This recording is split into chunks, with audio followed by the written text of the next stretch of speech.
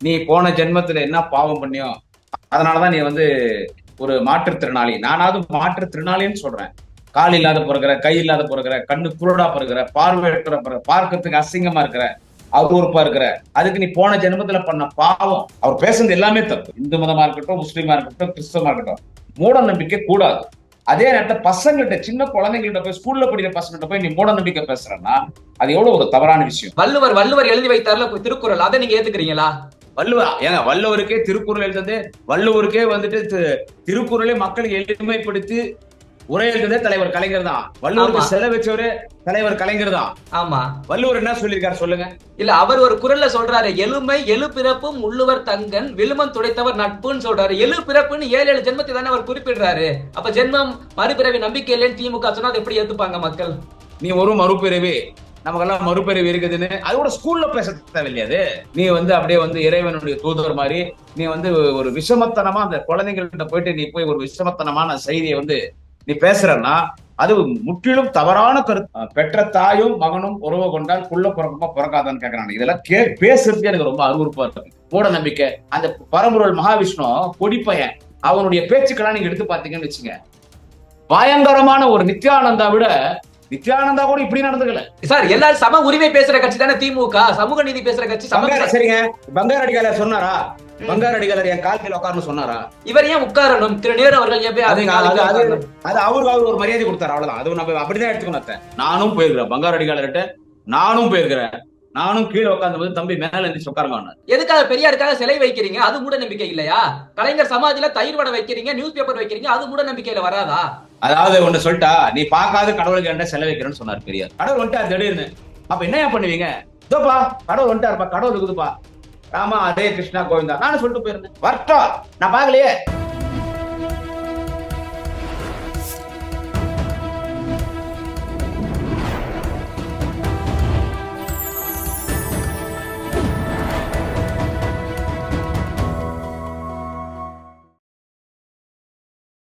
Channel 5 Tamil நேயர்களுக்கு வணக்கம். இன்றைய நேர்காணலில் நம்மோடு இணைந்திருப்பவர் திமுகவின் பேச்சாளர் திரு கொடியாத்தம் குமரன் அவர்கள் நம்மோடு இணைந்திருக்கிறார். வாருங்கள், அவரோடு பேசுவோம். சார் வணக்கம். சார் வணக்கம். சார், சமீபத்துல பாத்தீங்கன்னா மகாவிஷ்ணு என்ற நபர் கைது செய்யப்பட்டிருக்காரு, ஆன்மீக சொற்பொழிவாளர். அதுல அவர் பேசின அந்த கருத்து, இந்த இம்மை மறுமையை பத்தி தான் மிகப்பெரிய ஒரு பேசு பொருளா இன்றைய காலத்துல பேசப்பட்டு வருது. உங்களுடைய பார்வையில இந்த இம்மை மறுமை பற்றி உங்களுடைய கருத்து என்ன சார்? அவர் பேசுறது தப்புங்க. அவர் பேசுறது எல்லாமே தப்பு. ஒரு மோட்டிவேஷனல் ஸ்பீச் சொன்னா ஒரு பள்ளிக்குள்ள வந்து பேசுறீங்க. அவங்க எல்லாம் வந்து சின்ன பசங்க தான். அவங்க எல்லாம் அதுல வந்து 4ஆம் கிளாஸ் படிக்கிறவங்க, 5ஆம் கிளாஸ் படிக்கிறவங்க, வேற ஒரு சிலர் தான் +2 இருப்பாங்க. +2 படிக்கிறவங்க மட்டும் என்ன, அவங்களுக்கு மட்டும் என்ன தெரியும் பாவம் பசங்களுக்கு? அப்பதான் வெளியில வந்து வராங்க. அவங்க +2 முடிச்சுட்டு அப்புறம் காலேஜ் போறோம்னா +2 வரைக்கும் அவங்க ஸ்கூல் லைஃப்ல இருக்கிறாங்க. நீ அவங்ககிட்ட போயிட்டு மறுபிறவி பத்தி பேசுறது, நீ போன ஜென்மத்துல என்ன பாவம் பண்ணியோ அதனாலதான் நீ வந்து ஒரு மாற்றுத்திறனாளி. நானாவது மாற்றுத்திறனாளின்னு சொல்றேன். கால் இல்லாத பிறகுற, கை இல்லாத பிறகுற, கண்ணு குருடா பிறகுற, பார்வையற்ற பிறகு, பார்க்கறதுக்கு அசிங்கமா இருக்கிற, அவதூறுப்பா இருக்கிற, அதுக்கு நீ போன ஜென்மத்துல பண்ண பாவம், அதை இப்படி அனுபவிக்கிற. குருகுலம் எல்லாம் அழிச்சுட்டாங்க, எத்தனையோ ஓரச்சுவடிகள் எரிச்சுட்டாங்க, அப்படி மந்திரம் போட்டா நெருப்பு வரும் அப்படின்னு சொல்லி ஒரு மூட நம்பிக்கை. தெய்வ நம்பிக்கை இருக்கலாம், தெய்வ நம்பிக்கை யாரும் இங்க வேணான்னு சொல்ல. அவங்கவுங்க இஷ்ட தெய்வம், இந்து முஸ்லீம் கிறிஸ்தவர் அவங்க இஷ்ட தெய்வம், அவங்கவுங்க வழிபடுறது அவங்கவுங்க சுதந்திரம். எந்த மதத்திலும், அது இந்து மதமா இருக்கட்டும், முஸ்லீமா இருக்கட்டும், கிறிஸ்தவமா இருக்கட்டும், மூட நம்பிக்கை கூடாது. அதே நேரத்துல பசங்கள்கிட்ட, சின்ன குழந்தைங்கள்ட்ட போய், ஸ்கூல்ல படிக்கிற பசங்கள்ட்ட போய் நீ மூட நம்பிக்கை பேசுறன்னா அது எவ்வளவு ஒரு தவறான விஷயம். அது ரொம்ப தப்பு. அதை நியாயப்படுத்தி 4 பேர் அரசியல் பண்ணி பேசுறானுங்க. என்ன சொல்றது, இவங்க எல்லாம் பேசுறாங்க. அதனால வந்து அந்த மூட நம்பிக்கை பேசுறது யாராலும் ஏற்றுக்கொள்ள முடியாது. இல்லப்பா, அவர் பேசிய அனைத்து கருத்துக்களுமே யாருமே சரின்னு சொல்லல. பாதி தவறுன்றாங்க, பாதி சரின்னு ஒரு தரப்புல பேசுறாங்க. நம்ம பேசுறது என்னன்னா, இந்த மறுபிறவி பத்தி அவர் பேசிட்டாரு, பாவ புண்ணியங்களை பத்தி பேசிட்டாரு, அதுவும் கூட மூட நம்பிக்கை தான் அப்படின்னு அவர் சொல்றாங்க சில பேர். உங்களுடைய கருத்து? நான் மூட நம்பிக்கை தான் சொல்றேன். எது மறுபிறவி ஜென்மங்கள் இதெல்லாம் சார் சொல்றேன் சார். அது மூட நம்பிக்கை சார். நீ பாவம் புண்ணியம் சொல்ற இல்ல, அதாவது ஒருத்தர் ஒரு சில யதார்த்தமா போன ஜென்மத்துல என்ன பாவம் பண்ணணும், நீ வந்து எனக்கு பிறந்தான்றது யதார்த்தமா வீட்டுல பேசிக்குவாங்க. அது ஒரு யதார்த்தமா பேசுறதா, நம்ம கூட பேசிடுவோம். அது ஏன்னா நடைமுறை எல்லாம் பேசுறது. ஆனா நீ அங்க உட்காந்து பேசின கருத்து எப்படின்னு கேட்டா, அப்படியே நீ என்ன மறுபிரிவு எடுத்திருக்கிற மாதிரி இந்த மகாவிஷ்ணு, நீ என்ன போன ஜென்மத்துல எல்லாம் நீ ரொம்ப நல்லதே பண்ணிட்டு இப்படி ஒரு நல்ல பிறவி எடுத்து நீ வந்து அப்படியே வந்து இறைவனுடைய தூதர் மாதிரி நீ வந்து ஒரு விஷமத்தனமா அந்த குழந்தைங்கள்ட்ட போயிட்டு நீ போய் ஒரு விஷமத்தனமான செய்தியை வந்து நீ பேசுறன்னா அது முற்றிலும் தவறான கருத்து, தவறான கருத்து, தவறான கருத்து. இதுல வந்து உண்மையானவங்க, நடுநிலையாளர்கள், பொதுமக்கள் உங்களை மாதிரி யூடியூப் சேனல்ஸ் எல்லாம் மக்கள் கூடுகிற முக்கியமான இடங்கள்ல போய் கருத்து கணிப்பு மாதிரி எடுத்தாங்க. நான் கேட்டேன், இல்ல ஒரு 20 மாதிரி சேனல்ல பார்த்தேன். அதுல 90% பொதுமக்கள், கல்லூரியில படிக்கிற மாணவி மாணவிகள், ஐடிஐல வேலை செய்யறாங்க, அரசு ஊழியர்கள், குடும்ப தாய்மார்கள், ஒரு பஜாருக்கு போறாங்க, ஒரு மிடில் கிளாஸ், ஒரு ஆட்டோ ரிக்ஷா ஓட்டுறவங்க, இப்படிப்பட்டவங்க எடுக்கிறது எல்லாருமே அது தப்பு. அவன் ஸ்டூடெண்ட்ஸ் கிட்ட போய் அப்படி பேசுறது தப்பு. அவனோட வீடியோஸ் எல்லாம் வருது பாத்தீங்களா? ஆமா.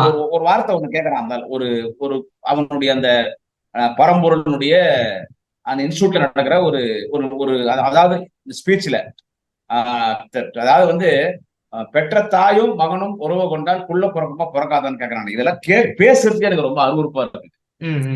இதெல்லாம் பேசுறதுக்கு இது வரைக்கும் எந்த சாமியாருங்க, எந்த ஆன்மீகவாதிங்க இப்படி பேசி நானே எத்தினோ ஆன்மீக கூட்டங்களுக்கு போயிருக்கிறேன், கிறிஸ்தவ மத ஆன்மீக ஜப கூட்டங்களுக்கு போயிருக்கிறேன், இஸ்லாமியனுடைய ஆன்மீக கூட்டங்கள், இஸ்லாமிய சொற்பொழிவுகளுக்கு நான் போயிருக்கிறேன். நானும் இஸ்லாமிய சொற்பொழிவுகள்ல நிறைய கலந்துட்டு இருக்கேன். இல்ல சார், இப்ப நம்ம இந்திய புத்தக சட்டம் சார் நம்ம பேசுறது மகாவிஷ்ணுவை பத்தி இல்ல. அவர் பேசிய அந்த கருத்துக்கள்ல முக்கியமானது பாவ புண்ணிய மறுபிறவி. மறுபிறவின்ற ஒண்ணு கிடையவே கிடையாது. அதுவும் இந்து மதத்தின் அந்த ஆன்மீகத்தை யாருமே ஏற்றுக்கொள்ள, முக்கியமா திமுக ஏற்றுக்கொள்ளாது அப்படின்னு பல்வேறு கருத்துக்கள் வந்துகிட்டு இருக்கு.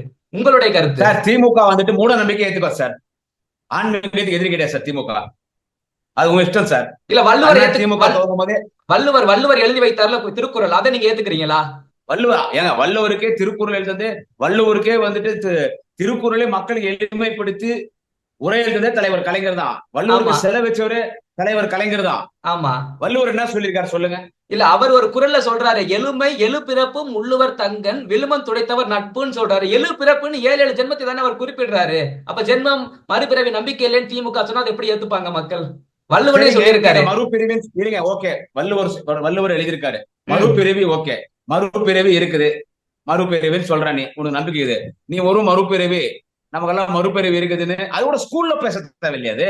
இல்ல திருவள்ளுவர் எழுதி வச்ச குரல் தானே அது, பள்ளிகள்ல திருவள்ளுவர் சொன்னாரா? இருங்க, இப்போ இருங்க. திருவள்ளுவர் வள்ளுவர் அவருடைய குரல்ல வந்துட்டு, நீங்க போன ஜென்மத்துல நீ பண்ண பாவத்தினால இந்த ஜென்மத்துல நீ அதாவது நீ நொண்டியா பிறக்குந்துடுற, உனக்கு கை கால் விளங்காத போயிடும், உனக்கு கண்ணு தெரியாத போயிடும், உனக்கு வாய் பேச தெரியாத போயிடும், நீ பேய் மாதிரி அசிங்கமா பிறப்ப, நீ ஒரு பெண்ணாக இருந்தால் நடத்த கட்டையாக நீ நடத்த கட்டவளாக பிறப்ப, நீ ஆணாக இருந்தால் ஒரு ஒரு அரக்கனாக பிறப்ப, இந்த சமுதாயத்தில் வெறுக்கிற மாதிரி நீ ஒரு மோசமா இருப்ப, நீ போன ஜென்மத்துல பண்ண பாவத்தெல்லாம் கடவுள் உனக்கு மீண்டும் மனித பிறவி கொடுத்து உன்னை தண்டிச்சிருக்கிறான் கடவுள்னு வள்ளுவருடைய குரல் அதை சொல்லுதா? இல்ல இந்த கருத்தை நம்ம ஏத்துக்கல, நீங்களும் ஏத்துக்கல, நானும் ஏத்துக்கல. ஆனா அவர் சொல்ற அந்த 7 பிறவிகள் அப்படின்றத ஏத்துக்கிட்டானே ஆகணும், வள்ளுவன் சொல்லி இருக்காரு அப்படின்றதுக்காக.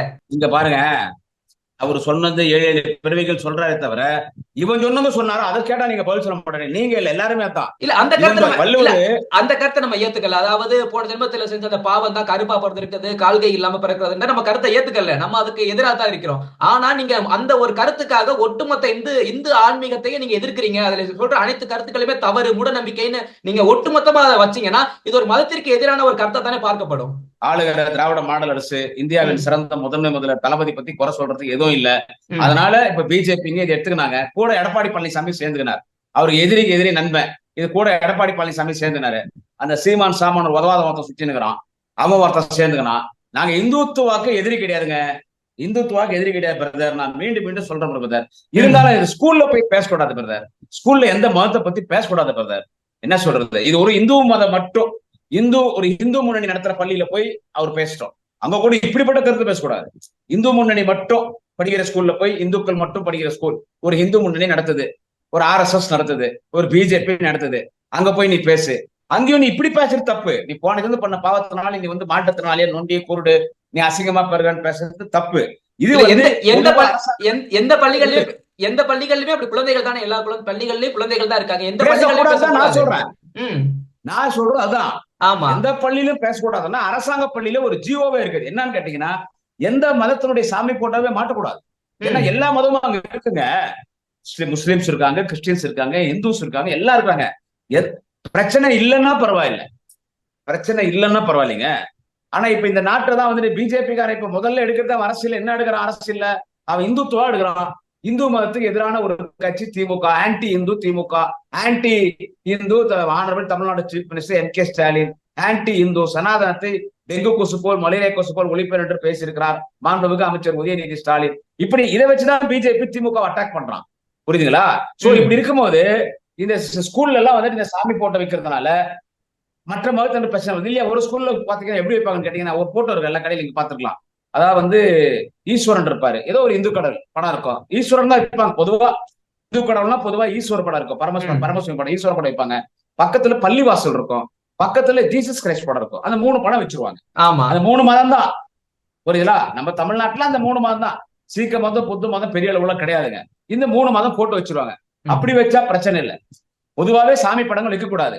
ஸ்கூல்ல வந்து நீ இதை பேசுறமோ தப்பு தானே இது? இல்ல எந்த பள்ளிகள்லயுமே பேசுறது போய் நியாயப்படுத்தி பேசலாம். இல்ல எந்த பள்ளிகள்லயுமே பேசக்கூடாதுன்றதா உங்களுடைய கருத்து. ஆனா எத்தனையோ அரசு உதவி நான் என்ன சொல்றேன், மூட நம்பிக்கை எந்த பள்ளியிலும் பேசாதவன் நீ ஆன்மீகத்தை பேசு. கிறிஸ்டியன்ஸ் நீ வந்து ஒரு கிறிஸ்டியன் மிஷன் நடத்துற ஸ்கூல், நாங்களாம் கூட கிறிஸ்டியன் ஸ்கூல்ல படிச்சோம், ஒரு 3 வருஷம் பெங்களூர்ல படிச்சோம். அங்கேயே கூட நான் படிச்ச கிறிஸ்டியன் ஸ்கூல்ல கூட ஃப்ரைடே சரஸ்வதி பூஜை நடக்கும். கிறிஸ்டியன் ஸ்கூல்ல சரஸ்வதி பூஜை நடத்துவாங்க, ஜப கூட்டங்கள் நடக்கும். நீ விருப்பப்பட்டா போகலாம், கம்பல்சரி நீ போகக்கூடாதுன்றது. அதே மாதிரி பொட்டு வச்சுட்டு போலாம், பூ வச்சுட்டு போலாம். நான் படிச்ச கிறிஸ்டியன் ஸ்கூல்ல எந்த ரெஸ்ட்ரிக்ஷன்ஸ் எல்லாம் கிடையாது. சோ இப்படிதான்.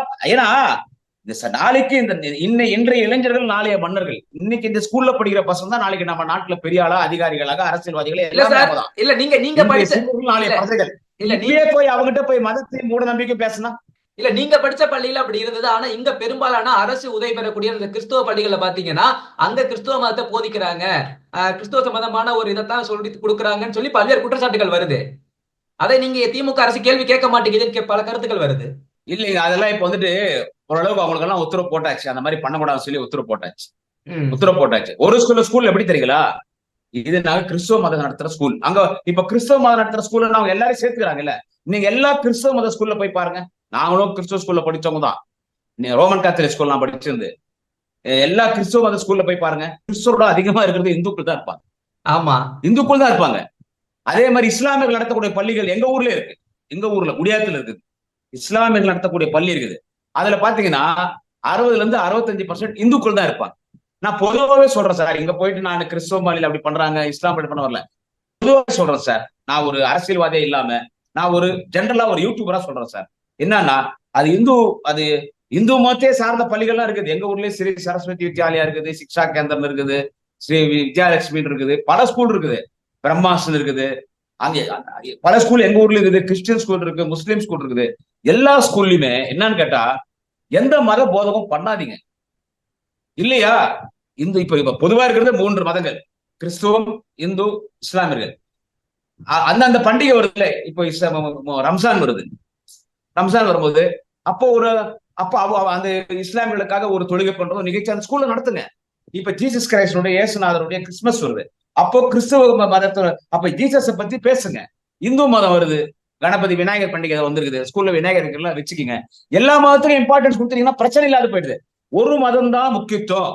இந்த மதத்துல வேதங்கள் இப்படி சொல்லி இருக்குது, இந்த மதத்துல சாஸ்திரங்கள் இப்படி சொல்லி இருக்குது, சனாதனம் இதை சொல்லுது, மனுஸ்மிருதி இதை சொல்லுது. இல்ல நீங்க சொல்றது இல்ல நீங்க இப்படி சொல்றீங்க, உங்க கருத்துக்களை சொல்றீங்க, எல்லாமே மத போதனை, இது மத வேற்றுமைகள் இல்லாம இருக்கணும்னு நீங்க சொல்றீங்க. ஆனா தற்போதைய ஆட்சியான திமுக அரசு கிறிஸ்தவ மதத்திற்கு கிறிஸ்துமஸ் வாழ்த்து சொல்லுது. ஆனா விநாயகர் சதுர்த்தி சமீபத்துல முடிஞ்சிச்சு, அதுக்கு முதல்வர் வாழ்த்து சொல்லல, கிருஷ்ண ஜெயந்திக்கு வாழ்த்து சொல்லலன்னு ஒரு தரப்புல சொல்றாங்களே, அதை எப்படி பாக்குறீங்க சார்? இதுக்கு நான் ஏற்கனவே பல சேனல்ல பேசிட்டேன் பிரதர். என்னன்னு கேட்டீங்கன்னா இது ரொம்ப விரிவா பேச வேண்டிய ஒரு விஷயம். இப்போ சரி, இந்துக்கள் நினைக்கிறாங்க, அதாவது ஒரு முதலமைச்சர், முதலமைச்சர் தளபதி ஸ்டாலின் ஒரு எஃபிஷியன்டான ஒரு சீஃப் மினிஸ்டர், ஒத்துக்கிறாங்க, அவங்களே ஒத்துக்கிறாங்க. இன்னைக்கு இந்தியாவில் இருக்கிற சீஃப் மினிஸ்டர்ல best chief minister, first chief minister Tamil Nadu முதலமைச்சர் மாண்புமிகு தளபதி அவர்கள். ஓகே, ரைட், எல்லாம் ஒத்துக்கிறேன். அதே மாதிரி நாளைய தமிழக மாண்புமிகு அண்ணன் வாலிப உதயநிதி ஸ்டாலின் ஒரு நல்ல மினிஸ்டர், ரொம்ப டெவலப்பர், அவருடைய நிர்வாகம் எல்லாம் சூப்பராக ஒத்துக்கிறோம், ரைட்டு. ஆனா நீங்க கிறிஸ்துவ மதத்துக்கு கிறிஸ்துமஸுக்கு, கிறிஸ்துவ மத பண்டிகைகளுக்கு வாழ்த்து சொல்லிடுறீங்க. அதே மாதிரி முஸ்லிம்ஸ் பண்டிகைக்கு ஈத் முபாரக் வாழ்த்து சொல்லிடுறீங்க. அவங்களுடைய அந்த நோம்பு தொடர் நிகழ்ச்சியில போய் நீங்களும் குல்லா போட்டு உட்காந்து கஞ்சி குடிக்கிறீங்க. கிறிஸ்துமஸ் விழாக்கு போய் கேக் சாப்பிடுறீங்க, கேக் வெட்டுறீங்க கிறிஸ்துமஸ் தாத்தா பக்கத்துல. ஏன் இந்துக்கள் பண்டிகை நீங்க வரமாட்டேங்கிற ஒரு கேள்வி இருக்கு, என்னைய பலர் கேட்கறாங்க. அதுக்கு நான் பதில் சொல்றேன். திமுகன்னு ஒரு கட்சி ஆரம்பிச்சதுக்கு காரணமே பிராமணனுடைய ஆதிக்கம். ஒடுக்கப்பட்ட சமுதாயம், பிற்படுத்தப்பட்ட சமுதாயம், மிகவும் பிற்படுத்தப்பட்ட சமுதாயம், பட்டியலின மக்கள், சிறுபான்மை மக்கள், இந்த சமுதாயத்தில் அவர்கள் உயர்த்தப்பட வேண்டும். அதற்காக துவக்கப்பட்ட கட்சி தான் திமுக. எல்லாருக்கும் இடஒதுக்கீடு வேண்டும், ஆண்கள் பெண்கள் இந்த சமுதாயத்தில் சமமாக மதிக்கப்பட வேண்டும். இன்னைக்கு கோயிலுக்குள்ள நம்மளை போன்ற சமுதாயம், பிற்படுத்தப்பட்ட மிகவும் பிற்படுத்தப்பட்ட ஒடுக்கப்பட்ட சமுதாய மக்கள் உள்ள கோயிலுக்குள்ள போகக்கூடாது. நம்மள பாப்பா வந்து தள்ளி வைக்கிறோம். தொட்டா தீட்டு பார்த்தா தீட்டு. என் தெருவில் நீ நடக்காத, நான் தண்ணி பிடிக்க குழால் நீ தண்ணி பிடிக்காத, என் கணத்துல தண்ணி அடிக்காத, என் குளத்துல தண்ணி அடிக்காத, என்னுடைய சாமி வீதியில் வரும்போது நீ வீதியில் கூட நடக்கூடாது, செருப்பு காலில் போடக்கூடாது, துண்டு மேல போடக்கூடாது. இவ்வளவு இருந்துச்சு. அதனாலதான் அம்பேத்கர் இந்து மதம் வேணாம்னு சொல்லி புத்தமத்துக்கு போனார். சோ அப்ப நம்மள இந்துக்களை ஏத்துக்கல சார் பாப்பா. நீங்க ஏன் வாழ்த்து சொல்லணும்னு நான் சொல்றேன். நம்மள இந்துக்களா ஏத்துக்காம நீ இந்துவே இல்லாததான் பெரியார் என்ன பண்ணாரு? இல்ல விநாயகர் பெரியார் வந்து விநாயகர் வந்து பிராமணர்களுக்கு மட்டுமான கடவுளா, நமக்கான கடவுள் இல்லையா அவர்? அப்படி சார் நான் விநாயகர்னு சொல்ல வரல சார். அவன் டோட்டல் இந்து கடவுள்கள், இந்து மத வழிபாடுகள் நான் தான் பண்ணணும், நீ பண்ணக்கூடாது, நீ சூத்திரண்டான்ட்டான். இவரால் சூத்ராஸ். நான் தான் கடவுளுக்கு பணியாற்றுவதற்கென்றே பிறந்தவன் பிராமணன், நான் நெத்தியில பிறந்தேன், நான் நெஞ்சில பிறந்தேன், அவன் தான் சொல்றான் கடவுளுக்கு பணியாற்ற. இப்போ அதெல்லாம் மாறிடுச்சு. நீங்க ஏன் வாழ்த்து சொல்ல இந்து பண்டிகைன்றதுக்கு? அப்ப அப்படி வரும்போது பெரியார் என்ன பண்ணாரு? ராமர் தூக்கி உடைச்சாரு, பெரியார் சிலை தூக்கி உடைச்சாரு. கடவுள் இல்லவே இல்லை, கடவுளை கற்பித்தவன் முட்டாள், கடவுளை வணங்குடன் காட்டு மேராண்டி என்னாரு. ஏன் பண்ணாரு? சரி பெரியார் தானே கருவறைக்குள்ள எல்லாரும் உள்ள போனன்னு போராடுறாரு. கோயிலுக்குள்ள எல்லா சாமி இல்லைன்னு சொன்ன பெரியாரு. இத்தனைக்கு பெரியார் ஒன்னும் பிற்படுத்தப்பட்ட மிகவும் பிற்படுத்தப்பட்ட ஒடுக்கப்பட்ட பட்டியலின கிடையாது. அவர் நாயக்கரு, அவங்களே ஈக்குவல் டு பிராமின் தான், பெரிய ஜாதியில பிறந்தவர் தான் அவரு. பெரிய அவங்களே ஐயர் தான் சொல்லுவாங்க, நாயக்கருன்னுவாங்க, அவரே பெரிய ஜாதி தான். ஆனா நமக்காக பெரியார் போறாரு. ஏன் போறானா? நான் சாமி கும்பிடலடா. சரிடா எல்லாரும் சாமி கும்பிட்டேன், நான் உள்ள விட மாட்டேன்றேன்னு. நீ மட்டும் என்னடா பூஜாரி பூணூல் போட்டவன் பூசாரி ஆகிறது ஐயராகிறது? அனைத்து ஜாதியின ரட்சகர்னு பெரியார் வச்ச கோரிக்கை. சோ இவர்களெல்லாம் நிறைவேற்றதான் அண்ணா கட்சி ஆரம்பிச்சாரு. அண்ணா 2.5 ஆண்டுகள் தான் இந்த மண்ணிலே வாழ்ந்தார். இயற்கை இடம் தரவில்லை. பெரியாரின் அனைத்து கோரிக்கைகளையும் அனைத்து லட்சியங்களையும் சட்டமாமேதை பாபா சாஹிப் டாக்டர் அம்பேத்கருடைய அனைத்து லட்சியங்களையும் கோரிக்கைகளும் நிறைவேற்றிய தலைவர், 5 முறை முதலமைச்சராக இருந்து ஓய்வு கொடுத்து பெரியார் உயர்த்து கொண்ட டாக்டர் கலைஞர் இன்னைக்கு அனைத்து ஜாதியினரை அச்சராகிட்டார். இத்தனை நாளா நம்மள புறக்கணிக்கிறான் சார். இந்துவே நம்மள இந்துன்னா யாருன்றான்? பிராமணர் என்ன சொல்றான்? நான் தான் Hindu, you're not Hindu, you're சூத்ராஸ்ன்றான். நம்ம இந்து மதத்திலே நம்மள தூரத்தள்ளிட்டான். சோ அன்னைக்குல இருந்து வாழ்த்து சொல்லல இந்து பண்டிகை, அது நடைமுறையில வந்துச்சு. இப்ப திடீர்னு எடுத்த உடனே இப்ப இந்து பண்டிகை வாழ்த்து சொன்னா இதே பிஜேபி RSS இன்னைக்கு அவங்களுக்கெல்லாம் ஜெயிச்சா கிடைக்கிற இன்னைக்கு எடப்பாடி பழனிசாமி ஆகட்டும், அதாவது ஒருத்தவர் ஸ்ரீமான் சாமான் அவனாகட்டும், அவங்களாம் என்ன சொல்லுவாங்க? பாத்தியாப்பா திமுக ஓட்டுக்காக என்ன வேணாலும் பண்ணுவாங்க. இதே முத்தமிழ் முருகர் மாநாடு பழனியில் நடந்ததுக்கு இது இல்ல பிராமணர்கள் பண்ண செய்கைக்காக தான் பெரியார் வந்து அப்படி ஒரு செய்கை அன்னைக்கு செய்தார். அன்றிலிருந்து வாழ்த்து சொல்லவில்லை. இன்றைக்கு எல்லோருமே கடவுளை வணங்குகிறோம் இல்ல, அப்ப நீங்க வாழ்த்து சொல்லலாம்ல. இவரு கட்சியின் தலைவரை வாழ்த்து சொல்ல வேண்டாம், ஒரு முதலமைச்சரை வாழ்த்து சொல்லலாம்ல. தளபதி பிரதர், தலைவர் தளபதியினுடைய கொள்கையில போய் நம்ம தலையிட முடியாதுங்க. எத்தனை அமைச்சர் வாழ்த்து சொல்லிட்டாங்களே, எல்லா அமைச்சர் வாழ்த்து சொல்லிட்டாங்களே, எல்லா அமைச்சர் வாழ்த்து. இப்ப எத்தனை அமைச்சர் வாழ்த்து சொல்ல பிள்ளையாருங்க? இது முன்னாடி சொல்லிக்கிறாங்களா? இதெல்லாம் யாரும் பேச மாட்டாங்க, என்ன பிரச்சனையில மாட்டிவாங்க. நான் பேசுறேன். எத்தனை அமைச்சர் நான் சொல்லிட்டா? ஏங்க தளபதி வீட்டுல சாமி ரூம் இருக்குங்க. அவர் சின்ன வயசுல இருந்து அவர் திராவிடியனாவே, அவர் கலைஞருடைய புள்ள, சின்ன வயசுல இருந்து பெரியார் மடியிலே தவழ்ந்தவர், திராவிட இயக்க தலைவருடைய மடியிலே தவழ்ந்தவர். திமுக அந்த சிந்தனையிலே வளர்ந்து அப்படியே கலைஞராகவே வந்துட்டாரு. கலைஞர் நிதிய தேர்வலாக பெற்ற வாலிப கலைஞர் இன்னைக்கு ஒரு 2ஆம் கலைஞர். அவர் இன்னைக்கு வாழும் கலைஞரா இருக்கிறதுனால அவரை போய் நம்ம நீங்க மாத்திக்கோன்னு சொல்ல முடியாது. ஆனா இன்னைக்கு திமுக எல்லாரும் அப்படி இல்லையே. இல்ல திமுக சொல்றமே, திமுக இந்து சமய அறநிலையத்துறை சார்பாவே வாழ்த்து சொல்லிட்டுமே. இல்ல திமுகவின் தலைவரா யாருமே இங்க வாழ்த்து அவர்கிட்ட கேட்கல. தமிழகத்தின் முதலமைச்சர் அவர், எல்லாருக்குமான முதல்வர். அப்ப எல்லா மதத்துக்கும் அவர் தான் முதல்வர். அப்ப வாழ்த்து சொல்லலாம் இல்லையா? அப்ப இந்த கோணத்துல அவர் வந்து ஒரு மதத்தின் சார்பில போறாரோ, கிறிஸ்தவ மதங்கள் இஸ்லாமிய மதங்களுக்கு மட்டும் வந்து ஃபேவரா இருக்காரோ? ஏங்க சரி, இந்து சமய அறநிலையத்துறை என்ன ஒன்றிய அரசு கட்டுப்பட்டதா? தமிழ்நாடு அரசு கட்டுப்பட்டதானே இந்து சமய அறநிலையத்துறை? ஆமா. இருங்க, இந்து சமய அறநிலையத்துறை அமைச்சர், தமிழ்நாடு அமைச்சர் மரியாதைக்குரிய மாண்புமிகு சேகர் பாபு, அவர் திராவிட முன்னேற்ற கழகத்தின் மாவட்ட செயலாளர். அவர் உதயத்தில் நின்று வெற்றி பெற்று திமுக உறுப்பினர் அமைச்சரா இருக்கிறாரு. முதலமைச்சருடைய ஒப்புதல் இல்லாம எப்படி உங்களுக்கு முத்தமிழ் முருகர் மாநாட வந்துட்டு நடத்த முடியும் அரசாங்கத்தின் சார்பாக? திமுகவுல பாருங்க சார், இங்க பாருங்க சார், ஒரு தனி மனித சுதந்திரத்தை நம்ம தலையிட முடியாது. அச்சா காலங்கள் மாறும், நான் அவ்வளவுதான் சொல்ல முடியும். அது போய் நிறைய முரண்பாடு இருக்கு சொல்றதுல. இவங்களே இன்னும் கூட திருந்தலையே. எவ்வளவோ சனாதனத்தை ஒழிப்பேன்னு மாண்புமிகு அண்ணன் உதயநிதி ஸ்டாலின் சொன்னார். எதுக்காக சொன்னாரு? இப்ப நான் இவ்வளவு நேரம் பேசணுமே, இந்த இந்து மதத்தில் இருக்கக்கூடிய மேல் ஜாதி ஆதிக்கம் அத்தை ஒழிக்கிறதுதான் சனாதனத்தை ஒழிப்பார். சாமி கும்பிடாதன்னு சொல்ல, கோயிலுக்கு போகாதன்னு சொல்ல. நான் 100 முறை போயிருப்பேன் நான் உதயா கிட்ட பேசுறதுக்கு, பொட்டு வச்சுதான் போறேன். சின்ன வயசுல இருந்து கலைஞர் போவேன். வாயா குமரான்னு கூப்பிடுவார். தலைவர் சொல்றேன். பொட்டு வச்சிருந்த போது கலைஞர் நீ ஏன் பொட்டு வச்சுக்கிறேன்னு கேட்கல. தளபதி கேட்டது கிடையாது. நான் மேடைக்கு போகும்போதே பொட்டு வச்சுன்னு சாமி கும்பிட்டு தான் பேசுவேன். புரியுதுங்களா? எனக்கு உள்ள ஸ்டுடியோ இருக்கு. இன்னைக்கு வந்துட்டு எங்க வீட்டுல வந்துட்டு இன்னைக்கு பவர் கட், ஸ்டுடியோல வைஃபை கனெக்ஷன் ஏதோ ப்ராப்ளம் ஆயிடுச்சு. அதனாலதான் நான் வந்து இப்ப வெளியே பேசிட்டு இருக்கேன். இல்லைன்னா என் ஸ்டுடியோ இருக்கு உள்ள, அங்க எல்லாம் பக்காவா இருக்கும். லைட் செட்டிங்ஸ் அதெல்லாம். வைஃபை கனெக்ஷன் கட் ஆயிட்டனால ஹால்ல இருந்து பேசுறேன். இது நேரா ஒரு கதவு மூடி இருக்கா? ஆமா, கதவு மூடி இருக்கா? திறந்து காட்டுறேன், ஒரு நிமிஷம் இருங்க.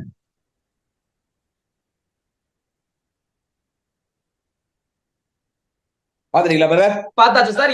இதே போல முதல்வர் வீட்டிலையும் கோவில் இருப்பதாக செய்திகள் எல்லாம் வந்திருக்கேன் நமக்கு. நானே தானே சொல்றேன் ஐயா, நானே சொல்றேங்க. முதலமைச்சர் வீட்டுல முதலமைச்சர் வீட்டுல சாமி போட்டப்பா. முதலமைச்சர் ரூம்ல போய் சாமி ஒரு கட்ட தலைவரோட உள்ள பேச வேண்டிய ஒரு சூழ்நிலை வருதுங்க. காசாடி போகும்போது சாமி ரூம் இருக்குது. கையெடுத்து கும்பிட்ட மதுரை காமாட்சி அம்மன் கோயில், மதுரை மீனாட்சி அம்மன் கோயில், சமயபுரம் அம்மா கோயில், எல்லா கோயிலும் உள்ள பார்த்தேன். திருப்பதி வெங்கடாச்சலபதி கோயில், சீரடி சாய்பாபா கோயில், திருத்தணி முருகர் கோயில், திருச்செந்தூர் பழனி கோயில், பழனி கோயில், எல்லாம் அத்தனை கோயில் உள்ள பார்த்தேன். கையெடுத்து கூப்பிட்டேன். அவ்வளவு ஒரு மங்களகரமா இருக்குது. அதுக்கு இதுல இருந்து என்ன தெரியுது? மரியாதைக்குரிய அந்நியவர்கள் சாமி கும்பிடுறது. அவர் இதுவரைக்கும் நீங்க ஏன் சாமி கும்பிடுறீங்கன்னா அவர் கேட்டது கிடையாது. தளபதி கேட்டு இது தனி மனிதனோட என்னுடைய கொள்கை, என்னோட சரி. நான் அதை அந்நிய எதனா கோயிலுக்கு திருட்டுத்தனமா போறாங்களா? திருப்பதிக்கு போறது சோசியல் மீடியால வெளியே வருது. எல்லா கோயிலுக்கும் அன்னி போறாங்க. அது அவங்களுடைய ஏன் இது யாரு சொல்ல செய்தி நான் சொல்றேன். நம்ம மரியாதைக்குரிய எங்க அம்மா தலைவர் கலைஞருடைய துணைவியார், எங்களுடைய மதிக்கக்கூடிய எங்களுடைய அம்மா, எங்களுக்கு தெய்வ சம்பந்தம் தயாளம்மா, அவங்க சாமி கும்பிடுவாங்கல்ல. கலைஞர் கோயிலுக்கு போகடான்னு சொல்லிக்கிறாரா? அவங்க வீட்டுல அம்மா பெரியம்மா, அவங்கள அம்மான்னு தான் சொல்லுவேன், சொல்லிக்கிறாங்களா? அவங்க சின்ன வயசுல இருந்து அவங்க எல்லாம் பாதிக்கப்பட்டவங்க. திருவாரூர் பள்ளியில படிக்கும் போது தலைவர் கலைஞரை குளத்துல குடிக்கூடாதுனாங்க. அங்கே தீண்டாமை பார்க்கப்பட்டது. அவங்களாம் ஒரு பிஞ்சு மனசு குழந்தையா இருந்தவங்க. அவங்கலாம் ஒரு 9 வயசு 10 வயசுல அதெல்லாம் அவங்களாம் பார்த்தவங்க. அவங்கலாம் அதெல்லாம் பார்த்துதான் அவங்க எல்லாம் வெளியே வந்தாங்க. இந்த சமுதாயத்தை திருத்தணும்ன்றதுனாலதான் அவர் 14 வயசுல இளமை பள்ளியில ஒரு கட்டுரை எழுதுறாரு. எதுக்காக எழுதுறாரு? எனக்கும் உங்களுக்கு தான் எழுதுனாரு. இன்னைக்கு நம்ம சேனல் உட்காந்து இன்னைக்கு தில்லா பேசிட்டு இருக்கோம். நீங்க என்னன்னு எனக்கு தெரியாது. ஐநோ ரிலீஜியஸ் என்ன கமிட்டி அதை கேட்கறது. நான் எப்பயும் திமுக காரடுவேன். நான் ஜாதி அடையாளம் படுத்த மாட்டேன். அவங்க எல்லாம் கஷ்டப்பட்டால்தான் சார் நீங்க நம்ம எல்லாம் நல்லா இருக்கிறோம். இன்னைக்கு அண்ணாமலைன்னு ஒருத்தர் பிராமணர் கட்சி, RSS கட்சி, சங் பரிவார் கட்சி, பிராமணர்களே மேல் ஜாதிக்கிறான் சார். பிராமணர்களே எல்லா பிராமணர்களும் ஏத்துக்க மாட்டோம். அதுல மேல் ஜாதி. அப்படி பிராமணர்களின் மேல் ஜாதி கட்சி அந்த பிஜேபிக்கு தமிழ்நாட்டுக்கு தலைவராக வருகிறார் என்று கேட்டால் கலைஞர். ஏன் பட்டியலத்தின் சமுதாயத்தை சேர்ந்த திரு முருகன் அவர்கள் இன்றைக்கு ஒன்றிய இணையமைச்சராக வருகிறார் என்று கேட்டால் கலைஞர். எல்லாமே கலைஞர். மோடியே திறக்க வேணான்ட்டாங்களே உங்களுக்கு ராமர் கோயில சங்கராச்சாரியருங்க. ஏன்னா மோடி பிராமணர் கிடையாது. பிராமணர் கிடையாது. அவர் பூணூல் இல்லைன்னாங்க. ஒருத்தம் கண்டிக்கல. அமித்ஷா கண்டிக்கல. ராஜ்நாத் சிங் கண்டிக்கல. இந்த அம்மா வாய்க்கிலேயே பேசுறாங்களே எங்க அக்கா நிர்மலா சீதாராமன் கண்டிக்கல. இது இங்க ஒருத்தர் பேசிருக்கிறாங்களே பிஜேபியில பியூஸ் போனாங்க எங்க அக்கா ஒருத்தர் தமிழிசை ராஜா யாருன்னா கண்டிச்சாங்களா? மோடி ராமர் கோயில் அயோத்தியாவில் திறக்கக்கூடாது என்று சங்கராச்சாரியர்கள் கண்டித்தவுடன் இந்த இந்திய மண்ணில் குரல் கொடுத்த ஒரே ஒரு தலைவன் யார் என்று கேட்டால் திராவிட முன்னேற்ற கழக இளைஞரணி செயலாளர், மாண்புமிகு இளைஞர் நலன் விளையாட்டுத்துறை அமைச்சர் அண்ணன் உதயநிதி ஸ்டாலின். சேலத்தில் நடைபெற்ற திராவிட முன்னேற்ற கழக இளைஞரணி மாநாட்டில் அண்ணன் உதயநிதி ஸ்டாலின் தான் கண்டிச்சார். யாருன்னா கண்டிச்சாங்களா? சோ நாங்க எந்த மதத்துக்கும் விரோதம் இல்லை சார். மூட நம்பிக்கை வேணும், எல்லா சமுதாயத்துல ஒன்னா இருக்கலாம் சொல்றோமே தவிர நாங்க எந்த மதத்துக்கும் விரோதம் கிடையாதுங்க. நான் குறிப்பா சொல்றேன், இந்து மதத்துக்கு விரோதம் இல்லைங்க. நாங்க இந்து சாமிக்கு நாங்க விரோதிகள் கிடையவே கிடையாது. அண்ணா சொல்லிட்டார், ஒன்றே குடன் ஒருவனே தேவன்ட்டார். தலைவர் கலைஞருடைய அற்புதமான படம். இன்னும் 10 கோடி இல்ல எத்தனை ஆயிரம் கோடி பறந்தாலும் பராசக்தியுடைய வசனத்தை, கலைஞர் வசனத்தை அடிக்கிறது ஒரு படம் கிடையாது. கோயில் கூடாது என்பதில்லை, கொடிகளின் கூடாரமாக மாறக்கூடாது. கோயில்ல கொடிகளின் கூடாரம் யாரு? உன்ன மாதிரி போலி சாமியார், மூட நம்பிக்கை. அந்த பரம்பொருள் மகாவிஷ்ணு கொடிப்பையன், அவனுடைய பேச்சுக்கெல்லாம் நீங்க எடுத்து பாத்தீங்கன்னு வச்சுங்க, பயங்கரமான ஒரு நித்யானந்தா விட நித்யானந்தா கூட இப்படி நடந்துக்கல. நித்யானந்தா இப்படி பேசினா என்ன தாய் தெரியாது. நித்யானந்தா எங்க ஊர் குடியாத்துல பாலிடெக்னிக்ல படிச்சவர் தான். இவனெல்லாம் இப்பயே கிள்ளி போடணும், வளரக்கூடாது. இவங்க சொல்ற கருத்துக்கள் என்னன்னா, பங்காரு அடிகளார் அப்படின்னு ஒருத்தர் இருந்தாரு, ஆன்மீகவாதி, இறந்து விட்டார். அவர் கால்களிலே நமது அமைச்சர் கூட கீழே அடியில உட்கார்ந்து அவர்கிட்ட வணங்கிட்டு வர்றாரு. அவரெல்லாம் மூட நம்பிக்கையா தெரியலையா? இவர் மட்டும் தான் மூட நம்பிக்கையா உங்களுக்கு தெரிகிறாரா அப்படின்னு கேள்விகள் எழுப்புதே. இப்போ இருங்க, அவருடைய இஷ்டம், அவருடைய இஷ்டம். அவர் கால்கீழ போய் உக்காந்தாருன்றது அவருடைய இஷ்டம். அவர் வயசுல பெரியவரோட உக்காந்துருக்கலாம். அதெல்லாம் வந்து அவங்க இஷ்டம். சார் எல்லாரும் சம உரிமை பேசுற கட்சி தானே திமுக, சமூக நீதி பேசுற கட்சி. சரிங்க, பங்காரு அடிகளார் சொன்னாரா? பங்காரு அடிகளார் என் கால்கீழ உட்கார்னு சொன்னாரா? இவர் ஏன் உட்காரணும்? திரு நேரு அவர்கள் அது அவருக்கு அவர் ஒரு மரியாதை கொடுத்தாரு, அவ்வளவுதான். அது நம்ம அப்படிதான் எடுத்துக்கணும். திமுகன்றது சம உரிமை பேசக்கூடிய கட்சியில இருந்துகிட்டு, அமைச்சரா இருந்துகிட்டு இப்படி போய் சம உரிமை மீறி போய் தாழ்ந்து போகலாமா? நீங்களே ஒரு அந்த அளவுக்கு ஒரு வழி ஏற்படுத்தி கொடுக்குறீங்க. அவங்க உட்கார சொன்னாங்களா? அவர் உட்காரும் போது பங்காரு அடிகளார் மேல உட்காருங்க போருமா, நீங்க கேட்ட கேள்விக்கு நான் பதில் சொல்லிடுறேன். மேல உட்காருன்னார். அவர் மீது இருக்கிற ஒரு மரியாதை காரணத்தான் அவர் கீழே உட்கார்ந்தார். பங்காரு அடிகளார் எங்க போயிட்டு இவன மாதிரி மூட நம்பிக்கை எல்லாம் பேசல. பங்காரு அடிகளார் கோயில் இருக்குது இல்ல, அம்மன் இருக்காங்கல்ல, மேல்மருவத்தூர் அம்மா இருக்காங்கல்ல, அங்க அதுக்கு ஐயர் கிடையாதுங்க. நம்மளே போய் பூஜை பண்ணலாம். நம்ம போறோம் இல்ல, பக்தர்கள் போறாங்க இல்ல, மூலஸ்தானத்துல போய் நம்மளே விளக்கேற்றி நம்மளே பூஜை பண்ணலாம். சக்தி பீடங்களுடைய ஒரு மாவட்டத்துக்கும் ஒரு சக்தி பீடம் இருக்குது, அமைப்பு இருக்குது. ஒரு வாரத்துக்கு அவங்க அந்த கோயில் அவங்க தான் பராமரிக்கணும். கீழே உட்கார்ந்தாருன்றது அவருடைய தனிப்பட்ட ஒரு விருப்பு, அவருடைய தனிப்பட்ட ஒரு மரியாதை உட்கார்ந்தாரு. சரி, உங்களை இவ்வளவு கேட்கறேன், இவ்வளவு பேசுறீங்களே, இந்த அம்மா தமிழிசை இருக்கிறாங்களே, அவங்க எல்லாம் ஒரு லேடிஸா இருக்காங்க, நான் பேசக்கூடாதுன்னு பாக்குறேன். நான் அந்த காலத்துல அவங்க கூட எல்லாம் டிபேட்ல பேசினவன். அவ்வளவு வாய்க்கிலேயே ஒரு சீமானோட கீழே இறங்கி அந்த அக்கா தமிழிசை பேசுறாங்களே, அவங்க பேசுறாங்கல்ல சனாதனத்தை பத்தி, இந்து மதத்தை பத்தி, பரம்பொருள் விஷ்ணுக்கு சப்போர்ட் பண்ணி பேசுறீங்கல்ல, நீங்க யாருங்க? நான் கேட்கிறேன். திருமதி தமிழிசை சவுந்தரராஜன் அவர்களே, ஒரு பெரிய குடும்பத்தை சார்ந்தவர், குமரியானந்தான் மிகப்பெரிய தமிழறிஞர். இப்பொழுது அவருக்கு விருது கூட வழங்கப்பட்டது. அது தகுதியானவர் தான் குமரியானந்தான். நீங்க அவர் பொண்ணு, உங்களுடைய பார்ட்டி, உங்க கவர்மெண்ட் உங்களை கவர்னரா நியமிக்கிறாங்க. தெலுங்கானால கவர்னர், பாண்டிச்சேரி பொறுப்பு கவர்னர், பொறுப்பு ஆளுநர். எவ்வளவு பெரிய போஸ்ட், எவ்வளவு பெரிய அரசாங்கத்துக்கு ஆலோசனை சொல்ற இடம். ஆனா இங்க இருக்கிற கவர்னர் தான் தற்கூரியாகிறார். RSS எல்லா கவர்னர் அப்படிதான் இருக்கிறாங்க. ஆனா கவர்னர் தான். அங்க சங்கராச்சாரிய வராரு, ஹைதராபாத் வராரு, சங்கராச்சாரிய வராரு. எல்லா பிராமணர்கள் லைன்ல நிக்கிறாங்க. எல்லாருக்கும் அவர் பொட்டு வைக்கிறார், நெத்தியில அவரே வைக்கிறார். சங்கராச்சாரியே பொட்டு வைக்கிறார். எல்லாருக்கும் ஒரு ஆப்பிள் கொடுத்தாரு. எல்லாருக்கும் அவரே பட்டாடை அடிக்கிறார். இந்த அம்மா யாருங்க? ஒரு கவர்னர். எவ்வளவு பெரிய போஸ்ட். அந்த அம்மா போறாங்க, கிட்ட வந்த உடனே கை இப்படி அன்றாங்க. இப்படி என்ன ஆசீர்வாதம் இல்ல பண்ணது, தள்ளி நில்லுன்னு அர்த்தம்.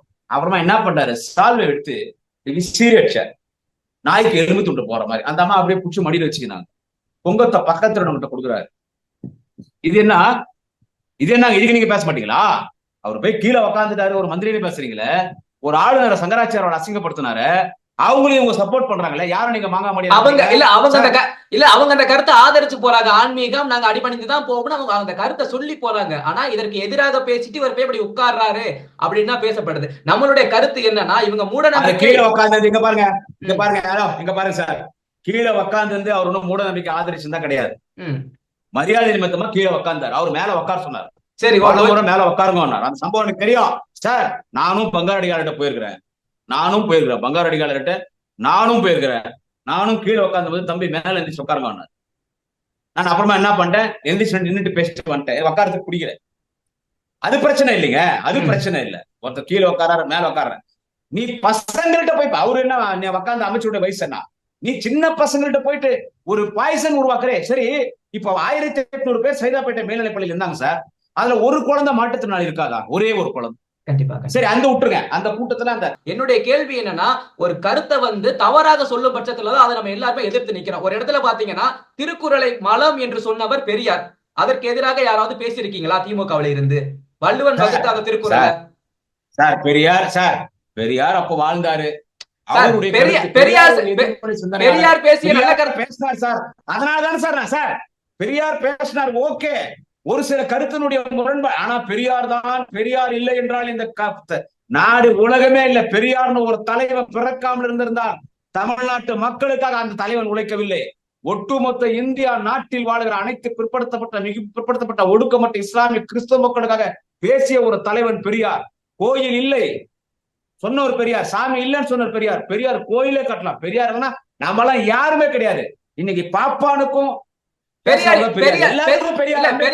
பெரியார் கடவுள் இல்லைன்னு சொல்றாரு, சிலைகள் அகற்றணும் சொன்னவர் தானே பெரியார். ஆனா எதுக்காக பெரியாருக்காக சிலை வைக்கிறீங்க? அது மூட நம்பிக்கை இல்லையா? கலைஞர் சமாதியில தயிர் வடை வைக்கிறீங்க, நியூஸ் பேப்பர் வைக்கிறீங்க, அது மூட நம்பிக்கையில வராதா? அதாவது ஒண்ணு சொல்லிட்டா, நீ பார்க்காத கடவுளுக்கு என்ன சிலை வைக்கிறேன்னு சொன்னார் பெரியார். போருமா, நான் சொல்லிட்டா உங்க கேள்வி பதிலு. பார்த்த கடவுள் வைக்கலாமா? நீ பார்க்கல கடவுளை, நீ பார்க்கல. பெரியார் ஒரு கேள்வி ஒண்ணு கேட்டாங்க, கடவுள் இல்லன்னு சொல்றீங்களே, திடீர்னு கடவுள் வந்துட்டாரு, என்ன பண்ணுவீங்க? ம். கடவுள் இருக்காருன்னு சொல்லிட்டு போயிடுறேன். பெரியார் சொன்னதுங்க, கடவுள் இல்ல கடவுள் இல்லன்னு சொல்றீங்க ஐயா. ம். திடீர்னு கடவுள் வந்துட்டாருங்க ஐயா. கடவுள் வந்துட்டாரு திடீர்னு. அப்ப என்னய்யா பண்ணுவீங்க? இதோப்பா கடவுள் வந்துட்டாருப்பா, கடவுள் இருக்குதுப்பா. ராமா ஹரே கிருஷ்ணா கோவிந்தா. நானும் சொல்லிட்டு போயிருந்தேன். வரட்டும், நான் பார்க்கலையே. சரி, எனக்கு முன்னாடி யார் பாத்தீங்க? அதாங்க அவரு கேக்குறாரு. இப்ப பெரியார் யார் செலவு வச்சு அந்த மண்ணுல வாழ்ந்த ஒரு தலைவன். இப்ப இல்ல காற்றை கண்ணால் பார்க்க முடியுமான்னு கேட்டா உங்களாலே என்னாலே பார்க்க முடியுமா? உணரத்தான் முடியும் காற்றை. அது மாதிரி தான் இந்த ஆன்மீகத்துல இருக்கவங்க உணர முடியும், பார்க்க முடியாதுன்னு சொல்றாங்க. அந்த கருத்துக்கு ஏன் நீங்க ஏத்துக்க மாட்டீங்க? ஐயோ, அதான் இங்க பாருங்க, அது பெரியார் சொன்னது. அதுக்கு நான் வந்துட்டு பார்க்கல, சாமி இல்ல, கடவுள் நான் கும்பிட மாட்டேன் நான் சொல்லல. பெரியாருடைய பல்வேறு சிந்தனைகள், அதனாலதான் அவருடைய பல்வேறு கருத்துக்கள் முன்பாட்டோடுதான் பெரியார் இந்த நாட்டுக்கு தேவையானவர் தான். பெரியார் சொல்றது எல்லாமே நடைமுறைப்படுத்தணும்னா நம்ம தேர்தலில் நின்று ஆட்சிக்கு வரணும். அதனால பெரியாரோட இந்த ஒரு சில கருத்து வேறுபாடுகளால் தான் கட்சி அண்ணாவேலி வந்து திமுக திராவிட முன்னேற்ற கழகம் ஆரம்பிக்கிறாரு. ஒரே வார்த்தை சொல்றாரு பெரியார். சரி, கடவுள் மறுப்பாளர் பெரியார், உங்க கொள்கை என்ன? ஒன்றே குலம் ஒருவனே தேவன். அதிலே எல்லாமே முடிஞ்சு போச்சு. ஒன்றே குலம் ஒருவனே தேவன். முடியாத குமரன் இந்து என்னுடைய குலம். ஏன் தெய்வம்? சீரடி சாய்பாபா. எங்களுக்கு லட்சக்கணக்கான கடவுள் இருக்குது. எங்களுக்கு சாமி ரூம்லயே ஒரு 50 கடவுள் உங்களுக்கு காமிச்சிருப்பேன் ஆச்சுங்களா. இஸ்லாம் என்னுடைய குலம். உன் தெய்வம் நபிகளுடைய இறைத்தோருடைய வழியில் நான் நடக்கிறேன். உன் குலம் என்னப்பா? நான் கிறிஸ்துவன், கர்த்தர் இயேசு அவரும் இறைத்தூதர், அவருடைய வழி நான் நடக்கிறேன். இப்போ அவங்களுக்கு ஒரு குலம். உன் நம்பிக்கை. நான் என்ன சொல்றேன்னா, மூட நம்பிக்கை வேண்டாம்.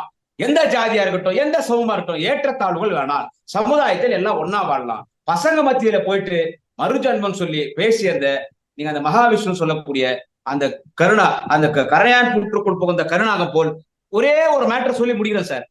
இந்த மகாவிஷ்ணு எப்படி உள்ள வந்தான்? ஏன் இப்படி பேசலாம்? இதான் ஃபர்ஸ்ட் அவன் பேசுறான் கவர்மெண்ட் ஸ்கூல்ல. அவனை அமிச்சு பேச வச்சிருந்து பிஜேபி RSS. இந்த பேட்டினுடைய ஒரே ஒண்ணு முடியல, அவன் தானா வரல, நல்லபடியா நடக்கிற கவர்மெண்ட்டுக்கு பேரை கெடுக்கணும்னு பிஜேபிக்கான சதி பண்ணி மகாவிஷ்ணு உள்ள அமிச்சான். இதை திராவிட முன்னேற்ற கழக அரசு, திராவிட மாடல் அரசு எதிர்கொள்ளும். ஓகே சார், பல்வேறு கேள்விகளுக்கு பதில் தந்தமைக்கு ரொம்ப நன்றி. தொடர்ந்து பேசுவோம்.